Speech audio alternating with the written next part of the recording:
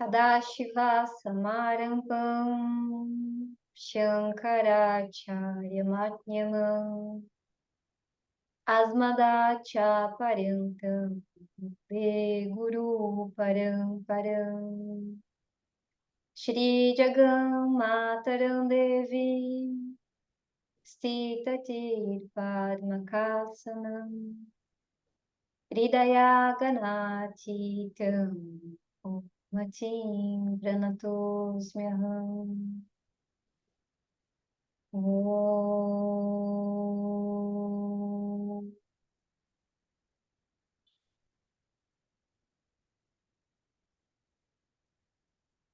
Então, começamos. Tathva Bodha.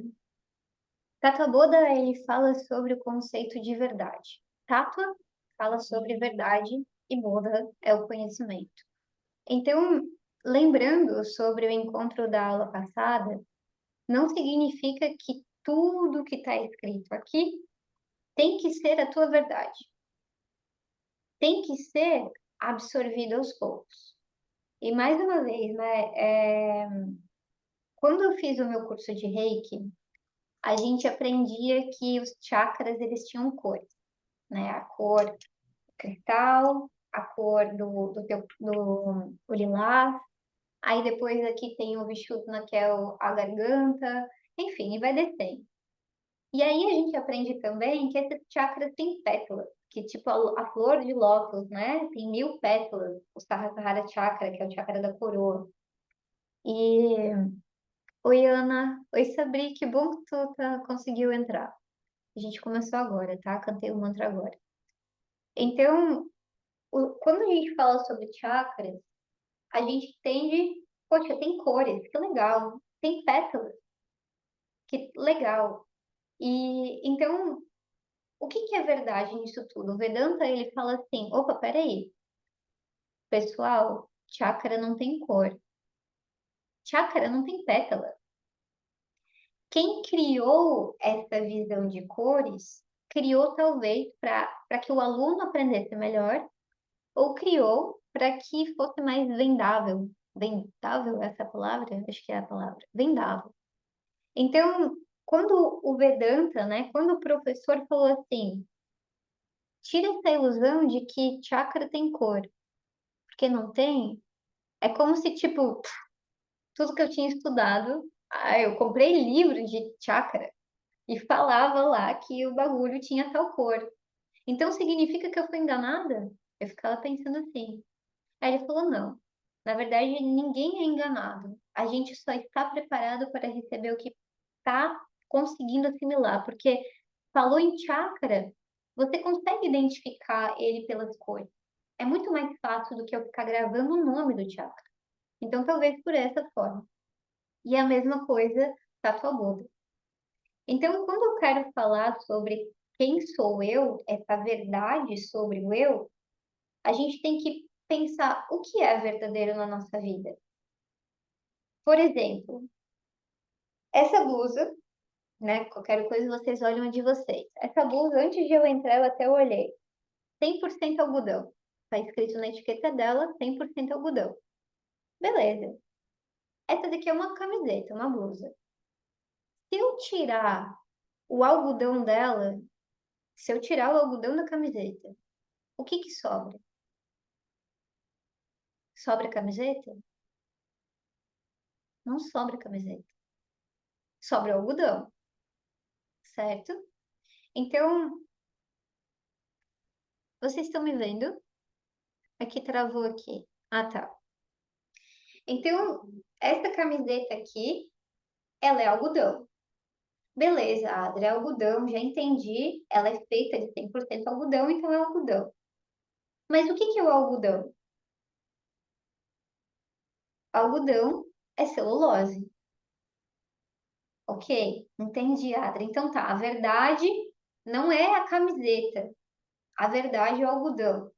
Só que agora eu descobri que o algodão é celulose. Ok. Então, a celulose é tudo que há. É a verdade absoluta da camiseta. Uhum. A celulose é carboidrato. Beleza, Adri. Mais um. Então, A camiseta é carboidrato? Não.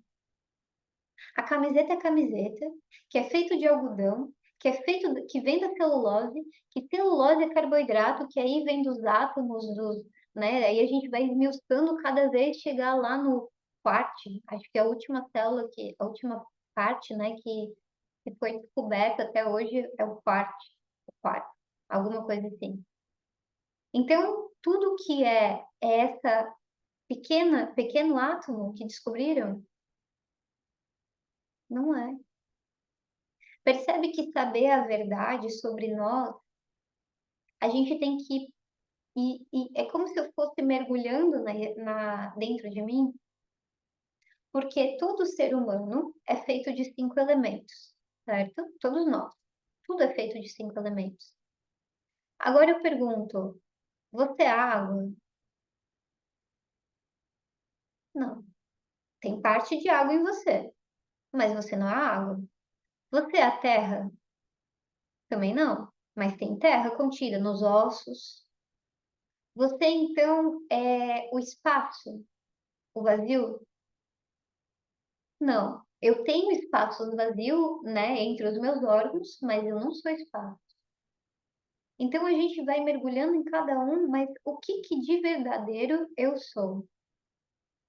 Se eu não sou os 5 elementos, então aonde que está a Adriana? Aonde que está a Sabri, a Kelly, a Thalia, a Pri, a Poli? Aonde que está a Ana? E por que que todas nós somos diferentes se nós somos feitas dos mesmos elementos? Então, esse querer descobrir sobre quem é você é o mumuxo. O mumuxo é aquela pessoa que quer descobrir a fonte da verdade, que já entendeu que a vida não é só viver de aparência, que a vida não é só viver para trabalhar e conquistar o teu dinheiro, que a vida não é só viver desses prazeres. Eu quero saber mais. Então, para quem que é o Tatuá Buda, que é esse livro aqui? Para o Mumuxo, para aquele que quer descobrir a verdade. E aí agora, espero que você esteja bem, viu, Sabrina? Eu vi agora tua mensagem aqui.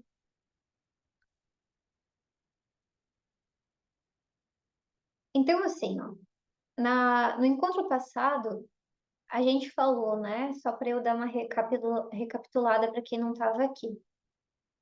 Eu sou o corpo, é igual a gente estava falando agora. Ou o corpo é um objeto? Eu sou um objeto? Não. Então eu não sou um corpo, porque eu não sou um objeto. Então eu sou a mente, mas a mente oscila. A mente de quando nós tínhamos 15 anos não é a mesma mente de hoje. Então, eu não posso ser a minha mente.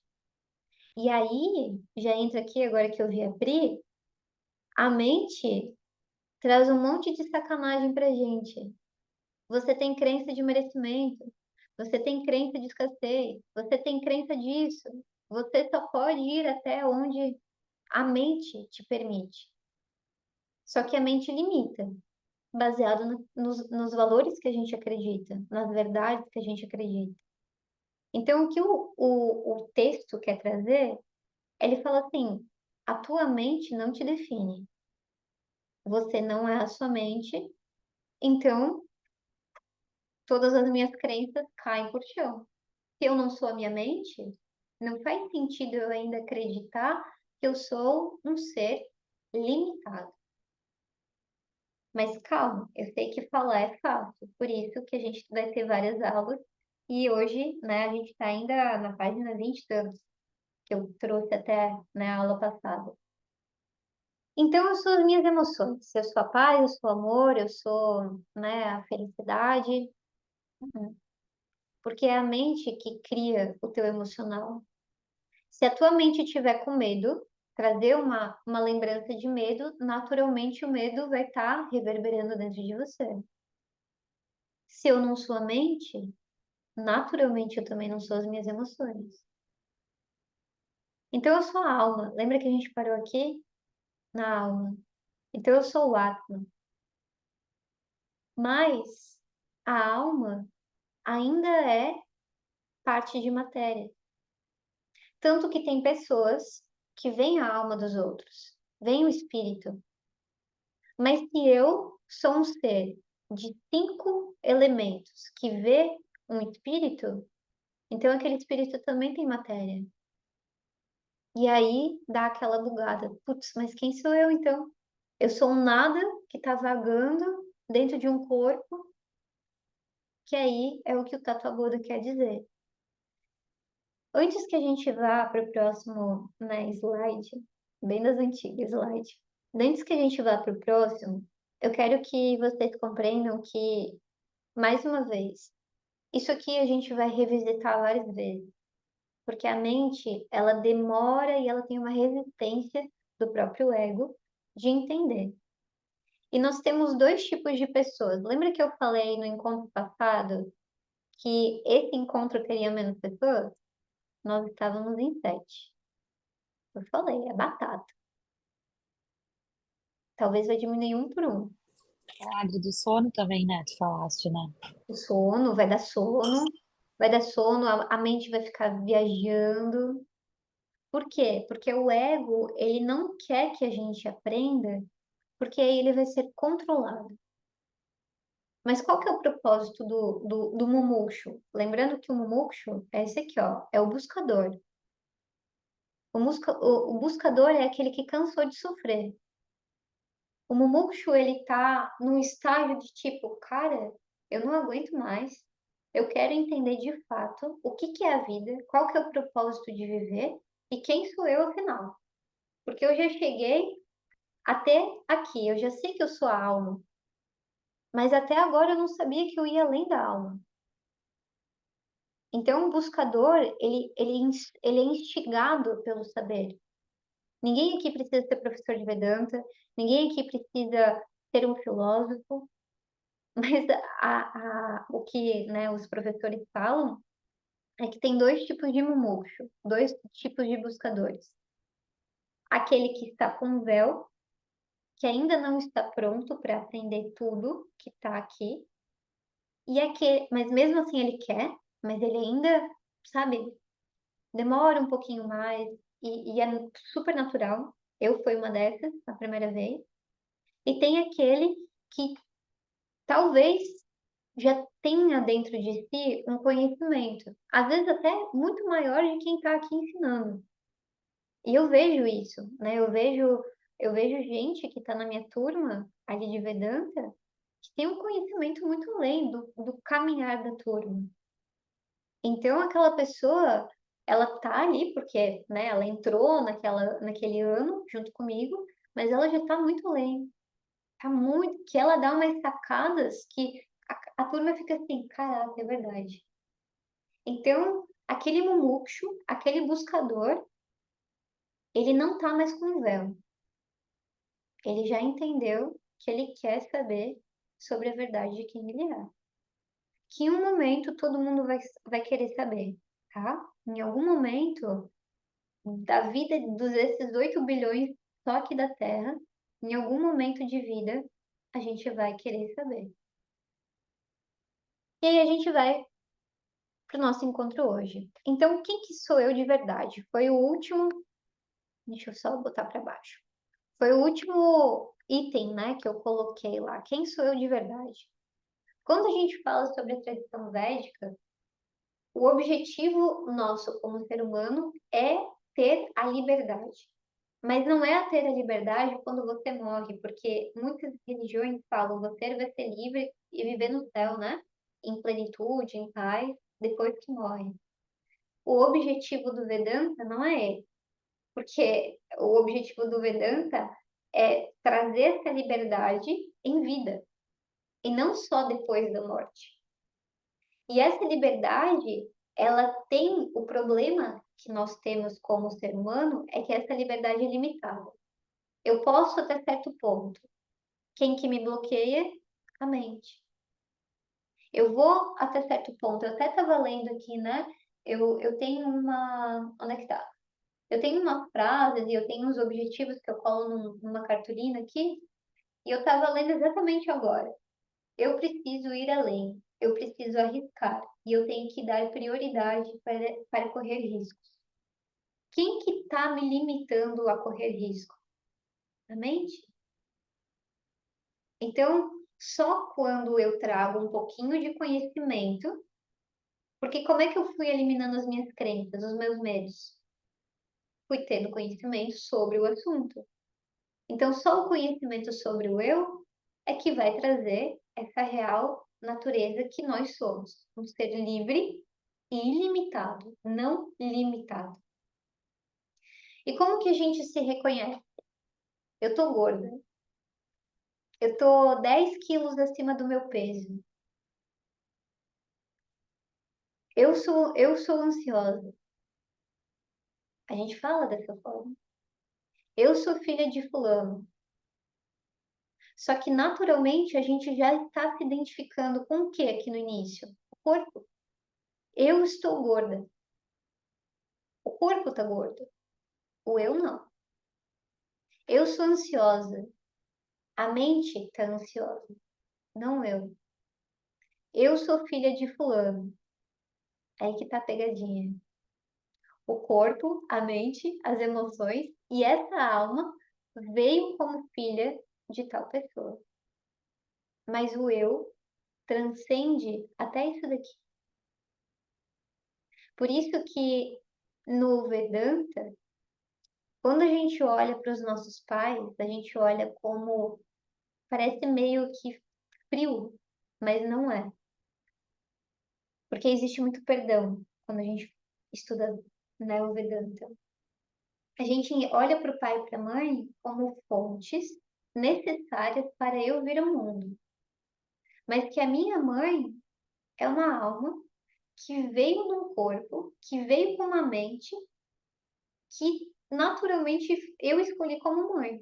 Que a gente, em algum momento, né, decidimos vir como mãe e filha. Mas que, no fundo, ela não é minha mãe. Porque eu e ela somos além da alma. Talvez se eu falar alma fique mais fácil para vocês entenderem. Ela é uma alma, eu sou outra. A gente se conhece. É igual eu e vocês. Nós somos uma alma, mas pode ser que em algum momento eu tenha vindo irmã de vocês. Filha, mãe. Mas a gente reconhece essa alma agora, eu e você? Eu sei que eu fui tua filha? Não. Então é outra alma. No fundo, é outra alma que está aprendendo comigo e eu aprendendo com ela o que é, de fato, o amor fraterno, né? O que é, de fato, as críticas, porque a mãe tem muito disso, né? A gente até falou essa semana que a mãe se coloca no lugar da filha e fala o que a filha tem que fazer, baseado nos conceitos dela, nos valores dela. E às vezes bate de frente, porque não é igual. Então, quando eu olho para minha mãe, eu olho para uma mulher que está num corpo, que tem um monte de dor, um monte de problema igual a mim. Eu olho com amor, eu olho com aceitação, mas principalmente com muito perdão. Porque no fundo, ela está vivendo a vida do jeito que ela precisa estar vivendo. E eu estou vivendo do jeito que eu preciso também. E normalmente, os filhos, né? Deixa eu me ver aqui, senão parece que eu estou dando aula para ninguém. Os filhos são uma extensão dos pais. É só uma extensão. Deixa eu explicar. Um homem e uma mulher criam uma energia e cria-se outro ser. É a extensão dos dois. Então você é a extensão dos teus pais. Os teus filhos vai ser a extensão seu e do seu parceiro. Então nunca acaba. Percebe que é a mesma energia contínua desde o início até o fim dos tempos, que não existe também. E aí eu pergunto, quem é esse eu que é livre dessas identificações como gorda do corpo, como ansiosa da mente e como a identificação sobre até o meu trabalho? Eu estava falando isso também essa semana com a Cami, sobre os papéis, né? A gente tem diversos papéis na nossa vida. Cada uma tem aqui um trabalho, uma profissão. Cada uma tem o papel da esposa, tem o papel da filha, tem o papel da mãe, algumas. Mas aonde, se eu tirar todos esses papéis, se eu tirar a minha profissão, se eu tirar o filho, se eu tirar o esposo, se tirar todo mundo, tudo, absolutamente tudo, se tirar até meu pai e minha mãe, o que que resta? É isso que a gente tem tinha que estar na ponta da nossa língua. É igual falar sobre os nossos valores, eu tenho certeza. Me fala 10 qualidades tuas, vai começar a pipocar. Ai, tem que ser 10? Não pode ser 3? Agora me fala 10 defeitos. Vai sair 10 segundos, um por segundo.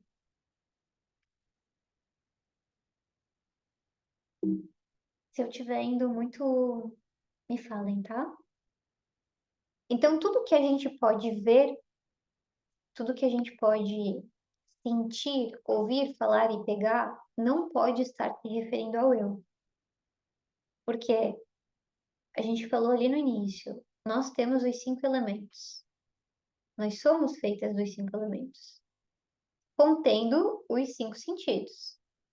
A gente está desenvolvendo um outro sentido, que é o sexto sentido, o sexto sentido. Mas ainda nem todo mundo nesse plano tem essa capacidade. Está aberto a desenvolver, todos estão abertos a desenvolver, mas nem todo mundo está pronto para desenvolver. É igual o conhecimento da verdade. Vai falar isso daqui para minha mãe. Primeiro que provavelmente ela vai me chamar de louca. Segundo que ela vai falar, para de fazer isso, porque vai ficar feio. Ninguém mais vai querer ser sua amiga. Ela já falou isso. Eu tô falando porque ela já falou.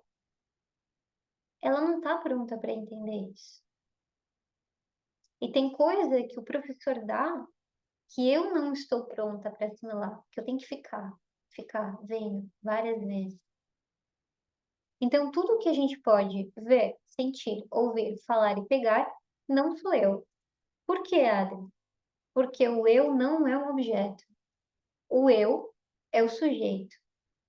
E quando eu falo sobre o eu ser um sujeito, então eu não posso ser um objeto, porque isso aqui, o corpo, eu posso pegar, eu posso sentir, eu posso cheirar. Mas isso aqui, sim, é um objeto. A mente. Então eu sou a mente. A mente, você pode ouvir a mente? De certa forma, sim. Você pode sentir a mente? Sim. Sabe por quê? Porque a mente cria emoção. Eu sinto as minhas emoções. Então, também a mente é um objeto. E, naturalmente, as emoções também é um objeto. Tem uma frase que fala o seguinte, que tudo que foi criado no mundo, coisas, tudo que foi criado no mundo foi primeiro criado na mente. Então, tudo que está aqui primeiro esteve na sua mente, um objeto, mesmo que em pensamento. Passamos do errei o negócio, eu falei que teria menos alunos do que ela passada. Errei. Não deu certo aquela frase. Então, bem-vindo para quem chegou agora, tá? A gente começou no faz muito.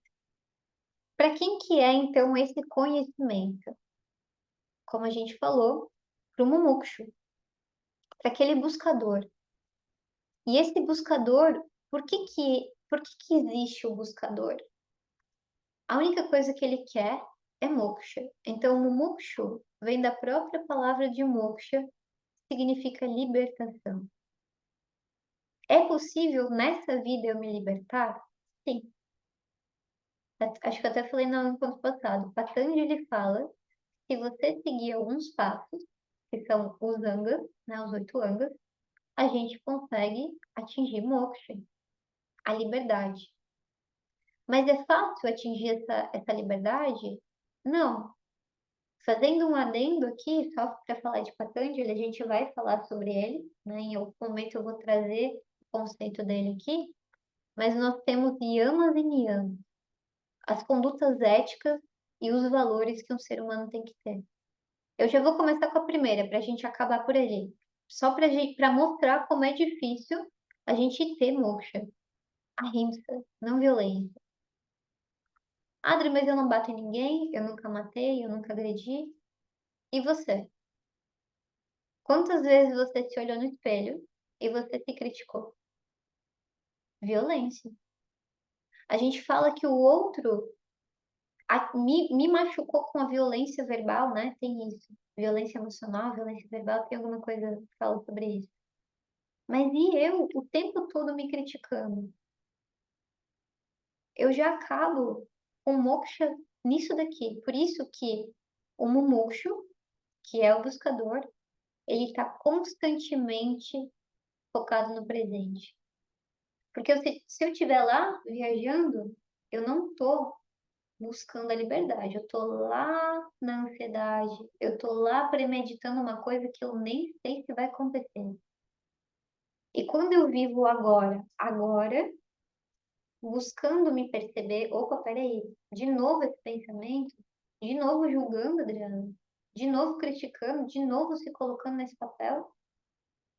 Quando eu estou nessa postura presente, inclusive eu consigo criar um futuro arrebatador, porque eu estou consciente, removendo tudo que é impuro do meu futuro. Mas o que que as pessoas ficam?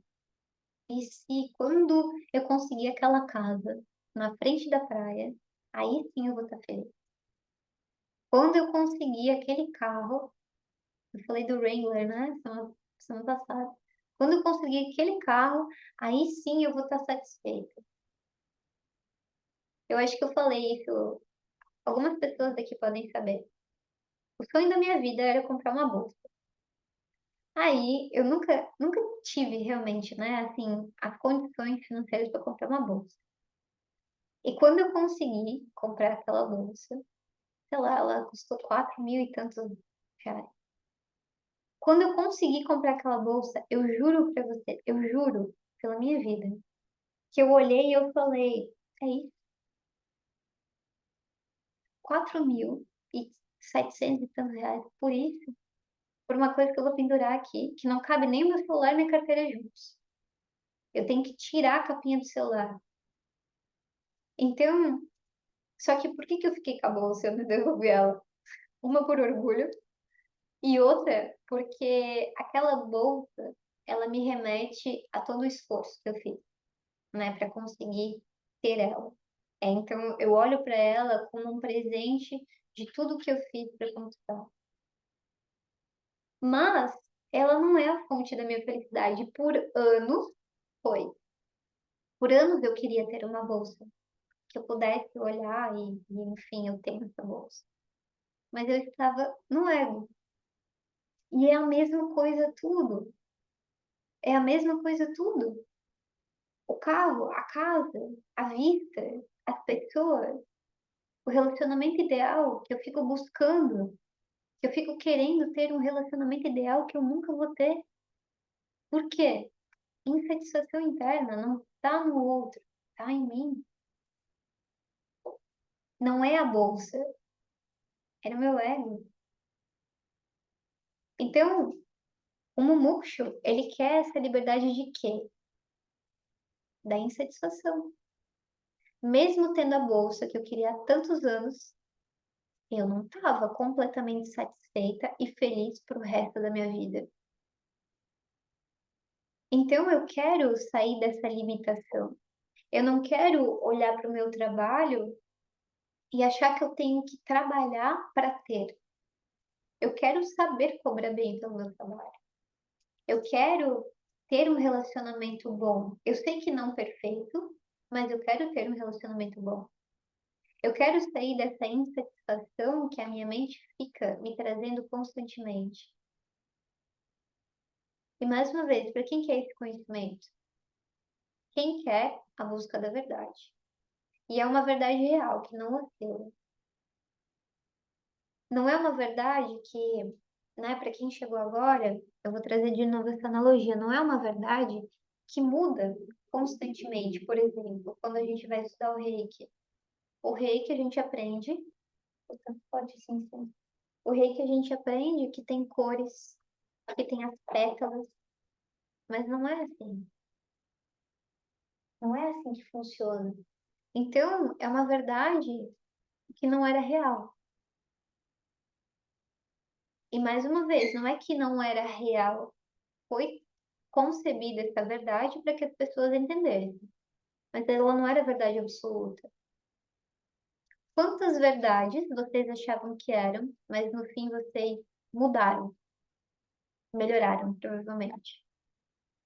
E aí o que Vedanta quer trazer essa é a verdade absoluta real, aonde todos os conceitos filosóficos, todos os conceitos de religião se basearam nos Vedas.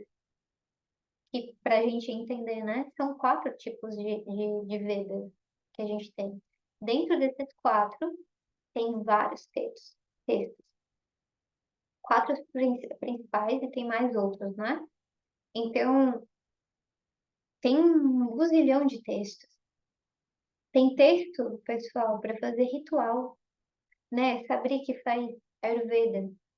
Tem o Atharva Veda, ele é uma parte dentro do Veda, não do Vedanta, dentro dos Vedas tem o Atharva Veda.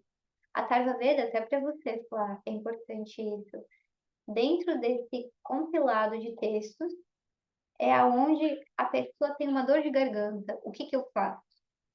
Que chá, que mistura de erva. A pessoa está com lepra. O que que eu faço? Da onde que vem?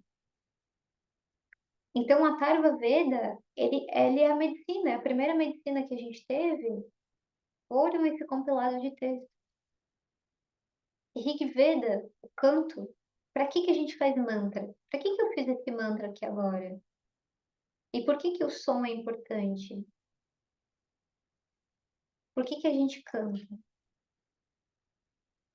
Por que que a gente fala? Por isso que uma vez falaram, né? Palavras têm poder, e tem mesmo. Se mantra tem poder, as nossas palavras também têm, porque tem uma frequência. Só que a gente não vai ver isso aqui agora, né? Até porque eu também estou estudando isso agora, não tenho a procedência total para explicar. E para quem quer esse conhecimento também? Para quem quer um único fruto, que é Hitam, o bem. Eu só quero o bem.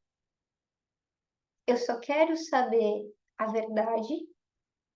Eu quero viver de uma forma ilimitada e satisfeita, vivendo pelo bem. Quem quer tudo isso daqui, então continue estudando. Se isso daqui não faz um pouco de sentido ou não é o momento, tá tudo bem. Aí a gente para. Porque aí vai ficar denso, entende? Você até pode querer, mas vai chegar um momento que vai ficar denso.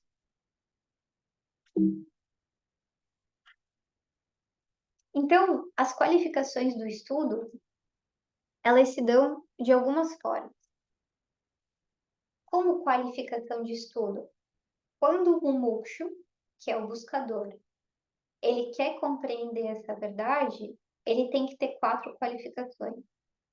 E a gente vai ver essas quatro qualificações, só que não exatamente todas elas hoje, porque elas vão quase que o livro inteiro falar sobre essas quatro qualificações. O primeiro que a gente vai ver hoje é essa compreensão entre o que é eterno e não eterno. O que que vocês acreditam? Vocês acreditam que são eternos? Ou acreditam que são não eternos? O desapego do fruto da ação. Esse aqui é o mais legal de se trabalhar. Porque quando eu faço por amor, eu não espero nada em troca. Então, o buscador é aquele que faz sem esperar que a outra pessoa me retribua.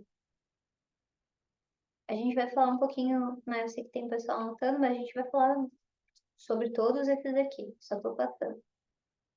E aí a gente vai começar sobre as 6 virtudes que o ser humano, todo ser humano deve ter para encontrar a verdade. Sama, ou Sama, ele tem um acento pro lado de lá, mas eu não consegui no nosso teclado fazer e eu não consegui buscar nem na internet, que eu acho que no Ocidente não tem esse apóstrofo para lá no S. Ele gera um apóstrofo, ele não tem um acento. E, enfim, só para vocês entenderem que o acento é para lá. E o desejo por libertação é o último estágio. Agora a gente vai ver sobre a compreensão do que é eterno e não eterno. Brahman, que é esse carinha que a gente vê aqui, né? Quando a gente fala sobre Deus, quem que vocês pensam que é? Que ele é um cara barbudo, com um cajado, sentado lá numa, num trono, né? É mais ou menos isso que eu tinha essa consciência. Brahman é o único ser que ele é ilimitado. Tudo que é diferente dele é o que a gente chama de Anitya, que é o não eterno. Ou seja, Brahman só existe ele. Tudo que a gente já julgou como Deus, o Deus é uma mulher, Deus é um homem, ele tem cabelo, Deus é um espírito, Deus é um só. Enquanto eu ainda tiver na minha mente que Deus deve ser assim, porque teve uma vez que eu vi, né, um texto falando, Deus só pode ser mulher. Quem que falou isso? Uma pessoa que tem um monte de crença igual eu e você? Deus, então, é uma energia. Deus é o sol. Deus é o sol? Então, todo tempo eu estou orando por uma bola de fogo que está me concedendo desejos ou não desejos? Brahman é. A única coisa que a gente tem que entender, e eu sei que é complexo, Brahman é. É tudo. É todos. É tudo. É tudo de tudo. Brahman é desde uma formiga até o ser mais complexo do universo que julgamos como ser humano. O Brahman é tudo. Depois eu vou explicar, no texto ele fala, né, o porquê que ele tem 4 faces. Aqui não aparece, mas atrás dele ele tem 4 faces. Mas fala sobre as personalidades, sabe? A gente vai falar um pouquinho melhor sobre elas. Mas Brahman está além do espaço e do tempo. Brahma não tem passado. Brahma não tem futuro. Só existe o presente. Vocês já ouviram isso, né? De que só existe o presente. Acredito que vocês já devam ter ouvido alguém falar: tudo que existe é o eterno agora. E é. Ninguém pode falar que o futuro é daqui 1 minuto. 19h45. Daqui 1 minuto é o futuro. Porque quando a gente estiver naquele futuro que vai virar daqui a pouco, é o presente. O passado, estamos só lembrando da mente. Passado é só lembrança da mente.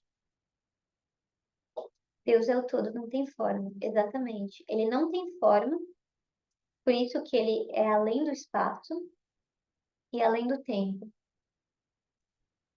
Se Brahman é o todo, eu estou incluso em Brahman.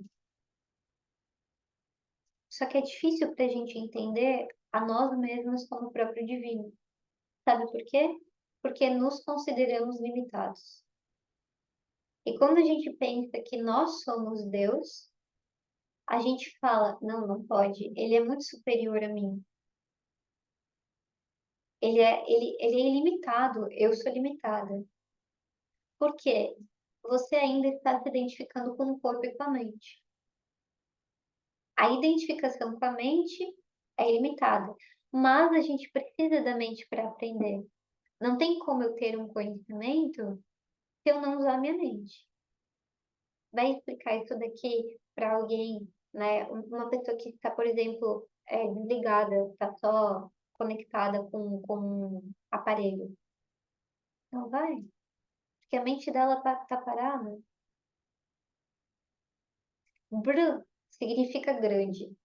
Brahman, ele é o próprio substantivo. Eu quis trazer isso como cunho de conhecimento, né? Brahman significa o grande. Só que quando ele é um substantivo e não um adjetivo, ele é o próprio grande. Eu não estou dando uma qualidade para um nome.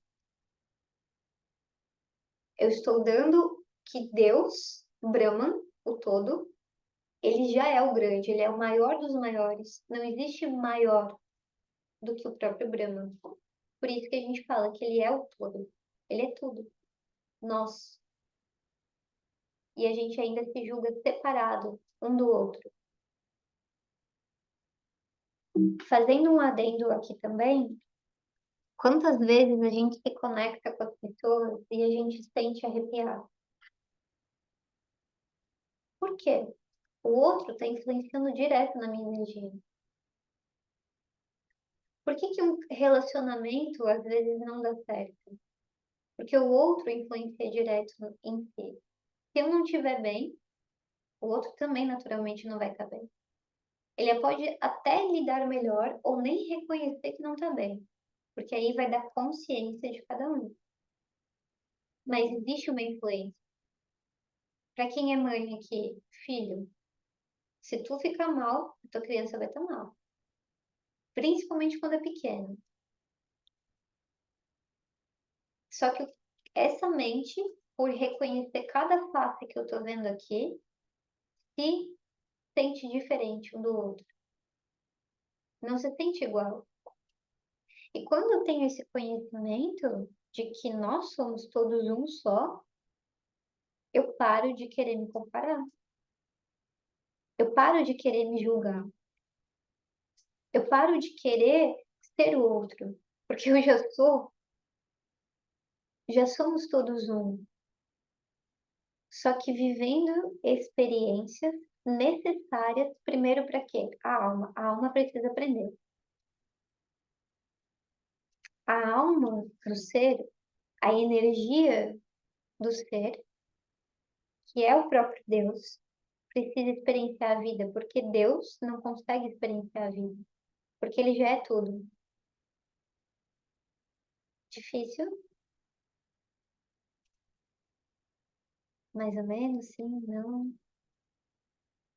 Deus já é o todo e nós somos o todo, experienciando a própria vida. E quando eu me reconheço dessa forma, fica leve. Eu não tenho mais dor, porque é uma experiência. A próxima vida é outra experiência. Por isso que eu não preciso ficar constantemente me julgando, me cobrando se alguma coisa não acontecer nessa vida. Só se julga, só se cobra quem não tem o conhecimento.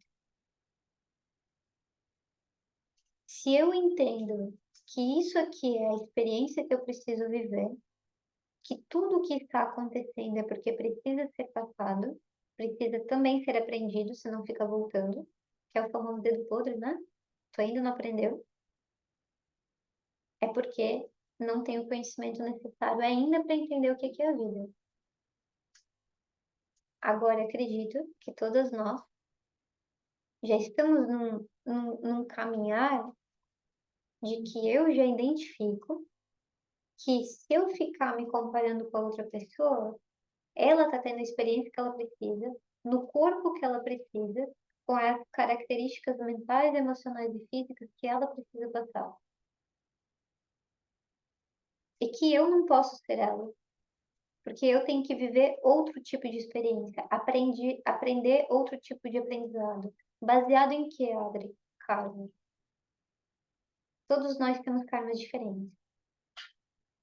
Cada vida aqui tem um karma a ser, tem um, bem bom se fosse um, né? Tem vários karmas para serem resolvidos. Tem aproximadamente, agora que eu estou estudando, né, ó, astrologia védica, não me peça um mapa, porque eu ainda não estou pronta, mas daqui a pouco, né, eu não vou fazer, não vou atender, mas é de conhecimento mesmo, né? Quando você entende na astrologia védica que cada ano, cada ciclo seu, né, que muda ano por ano, que cada ciclo seu é baseado em um karma, ou seja, tu tem que trabalhar exatamente aquele karma. E baseado nisso, quantos karmas a gente resolve na vida? Inúmeros. A consequência de eu não resolver aquele karma naquele ano vai gerando um acúmulo maior ainda de karmas. Que pode ser o quê? A Ana tá com a mão na testa, tá desesperada já. Que pode ser o quê? Uma doença. Por eu não ter resolvido o que eu precisava resolver. Ah, Adri, então eu preciso fazer um mapa védico todo ano para aprender o que eu preciso? Não. Se você estiver consciente no presente, para que eu preciso fazer o mapa todo ano? Eu gosto de fazer, confesso. Mas não precisaria. Não precisa, porque se eu tiver consciente que, poxa, esse ano eu tô falando de mim, tá? Bem diferente do ano passado. Ano passado eu tava workaholic total. Esse ano eu tô muito mais família. Não tô desesperada, entende? Então alguma coisa dentro de mim mudou. O que eu vim trabalhar esse ano? Eu tenho que entender. E eu vou ter o tempo necessário para atender. Só que o que a gente fica? TikTok, Instagram, WhatsApp, trabalho, chega em casa, às vezes é na academia, antes ou depois do trabalho, aí briga com o marido, aí volta, dorme, rotina no outro dia. Levanta, comida. Essa é uma rotina de quem não quer se enxergar. Aí vai na terapia uma vez na semana e acha que está se conhecendo. O autoconhecimento é constante, por isso estar no presente. Se nós estivéssemos no presente, consciente, com certa frequência, eu já iria sacar, putz, estou fazendo isso aqui de novo, pai. Não que não precisamos da terapeuta, é extremamente importante, do psicólogo, do psiquiatra, tem gente que precisa. Mas existem pessoas que, se você tiver consciente, a própria aula de Vedanta é uma terapia. O próprio YouTube, quantas coisas tem de conhecimento no YouTube de graça? Isso aqui é de graça, que traz conhecimento para ti e você tem uma clareza sobre você mesmo. O que é o desapego? Então, olha só, lembra que o primeiro é entender o que é eterno e não eterno? Agora a gente vai para o segundo, desapego do fruto da ação. O que é esse desapego? É quando eu tenho um desapego, né, uma ausência desse desejo dos prazeres do mundo. Lembra da bolsa que eu falei agora? Ela tá ali. Estou completamente desapegada dela, porque senão eu estaria aqui dando aula com ela aqui. Agora, quando que eu percebo que é um apego? Quando eu entro no meu carro e quero ser vista dentro dele. Ou quando eu estou com uma maquiagem, a gente faz isso. Eu não estou falando que é fácil sair do desapego. Né? Pelo menos para mim, né? Não, existem níveis de apego que eu estou inserida sim.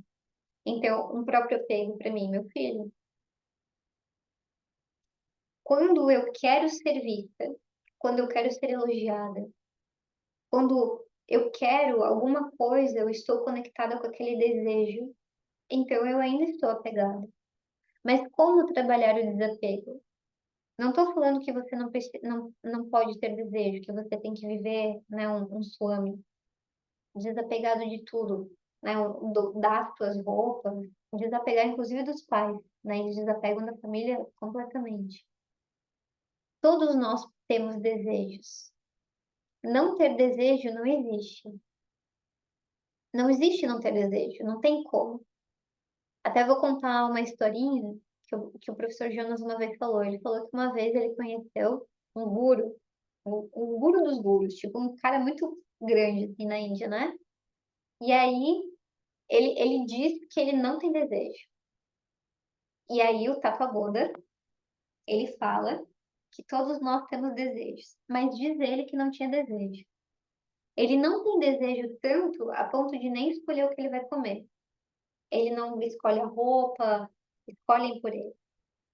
Então, aí o professor Jonas, ele falou bem assim, que eles estavam lá, cara, né? Tipo, era uma honra estar na frente dele. E aí estavam servindo ele, porque ele não escolhe nem o que ele vai comer. Tipo assim, eu não escolho que eu vou comer macarrão e agora eu vou comer uma batata. Então eles estavam dando na boca dele. Diz o professor que teve uma hora que, tipo, foram dar na boca dele, ele fez assim, ó, e ele apontou porque ele queria. Desejo. Ele estava desejando outra coisa e não aquilo que eles ofereceram na boca dele. Então, a pessoa que mais fala, não tenho desejo, ainda tem. Mesmo que seja por uma coisa, um arroz, uma batata. Não tem como tirar, porque nós temos a mente, ela está constantemente conosco. Então, o que é se remover desse desapego? É só da ilusão. Porque o desejo, ele sempre vai estar contido. Mas eu posso ter, posso desejar, mas a minha felicidade não depende daquilo. Eu falo isso com bastante frequência, talvez para internalizar bastante isso em mim também. A minha felicidade não depende de eu comprar um novo telefone. A minha felicidade não depende do meu relacionamento ser 100% o que eu imagino que eu queira ter. A minha felicidade, se eu tô aqui morando nessa casa e fico premeditando morar em outra casa, eu fico constantemente no futuro, certo? Desejando só ser feliz naquela casa. Eu tô feliz aqui. Eu tô bem aqui. Um Muxo, que é esse buscador, ele vai além. Ele quer uma felicidade duradoura, que é independente dessa satisfação que o mundo quer dar, que é momentânea. E pode perceber, tudo que o mundo tem a nos oferecer, 99% é momentâneo, acaba.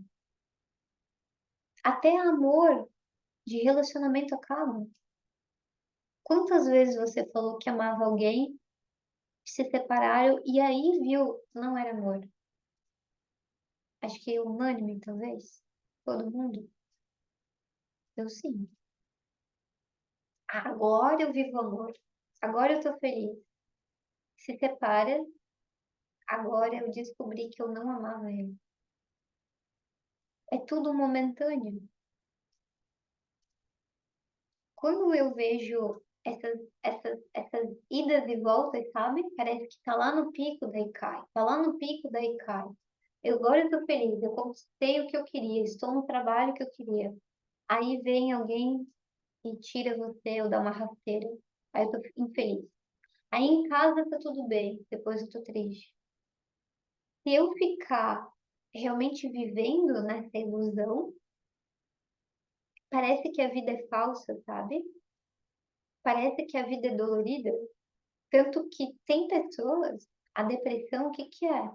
Ela não consegue ver a vida dela nesses altos e baixos.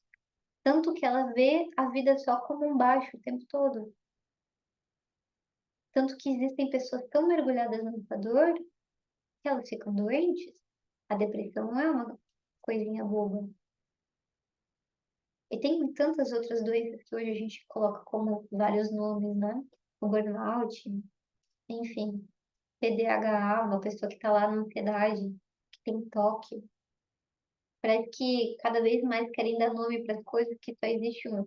Ou você está no futuro, ou tu está no passado, e tudo que deveria estar é no equilíbrio, no momento presente. Porque eu não estou nem lá, nem cá, estou aqui.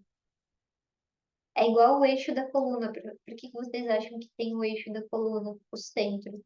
Eu não estou nem no meu lado direito masculino, ativa, masculina, ação o tempo todo, e não estou nem no meu lado feminino, passiva, o tempo todo, sendo condizente o tempo todo. Eu estou no centro. E quando a gente está no centro, existe uma ativação energética muito grande, que é topo da cabeça fervilhando em conhecimento.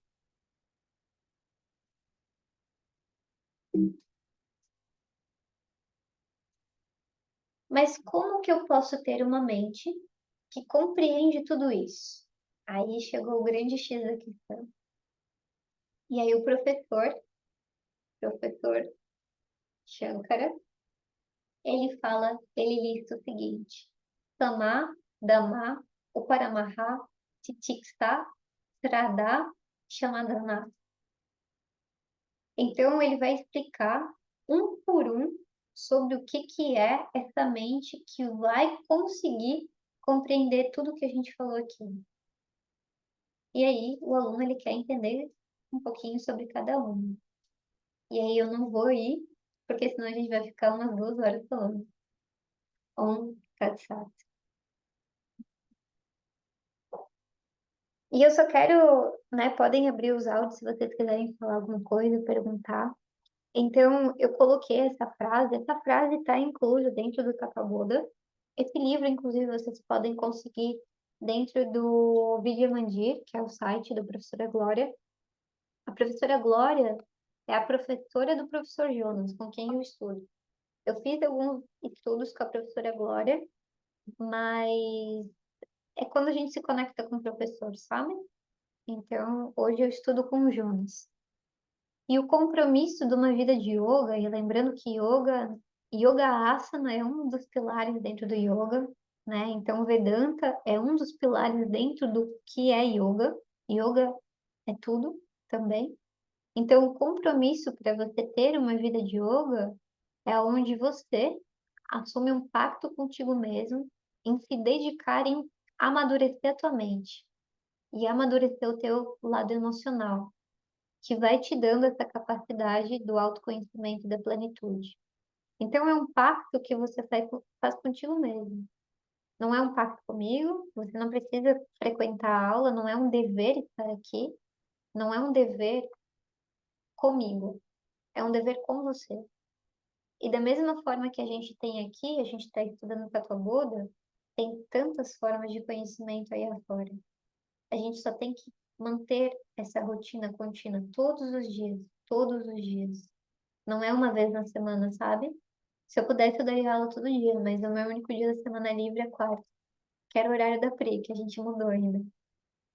Portanto, não se adquire amadurecimento de forma esporádica, mas pela constância, que a gente chama isso de abhyasa, que é a repetição. E somente assim a gente pode ter uma mente livre de qualquer tipo de discriminação da vida. E aí você consegue renunciar a esse falso eu e se manter livre nessa busca do conhecimento. The end. E aí? Agora eu vou tomar meu chá. Obrigada, Kelly. Dúvidas? Pauleira?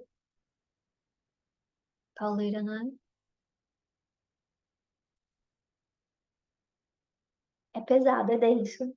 Isso que Shankara, que é esse carinha aqui, ele resumiu pra gente quase que o que é a vida e quem somos nós em 123 páginas, se eu não me engano. Estava olhando hoje isso. 122 páginas. Só que percebe que até, a gente foi hoje até a página 27. Tem muita coisa ainda. Só que claro que não dá para eu ir varrendo de uma forma muito rápida, porque a mente tem que assentar. Por isso que a gente faz uma aula dessa, densa, uma vez por semana, porque se eu fosse amanhã, eu teria que repetir de novo várias coisas para a mente ir aceitando, assimilando. Por isso, né, eu vou disponibilizar na sequência, eu ia, na outra eu demorei, porque eu ia cortar uma parte, início, final, mas eu não fiz, não. Já manda para vocês, quem quiser ver. Tem várias aulas de Tata Boda, todos falam a mesma coisa, só que com não visões diferentes, mas abordagens diferentes, né? E aí, alguma questão? Sabri, Pri, Thali, Flavinha, Kelly, Ana, quem mais está aqui? Se não tiverem questão também, não tem problema.